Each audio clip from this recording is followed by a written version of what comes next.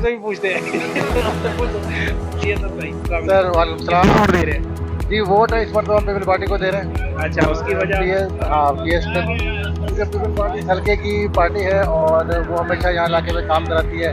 अभी भी अगर आप देखें तो गुलशन हदीद जो है पूरे कराची से मुख्तलिफ है, डिफरेंट है। पानी मिल रहा है, बिजली मिल रही है, गैस मिल रही है।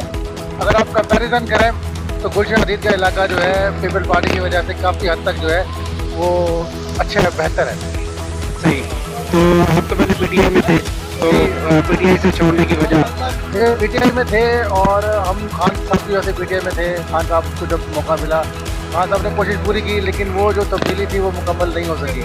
इसलिए हमने फैसला किया कि इलाके की जो बेहतरी है उसके लिए पीपल पार्टी को वोट देना चाहिए और ये लोग इंशाल्लाह इस इलाके में काम पहले भी करना, आगे भी कराएंगे। जी सही। ठीक है सर, थैंक यू।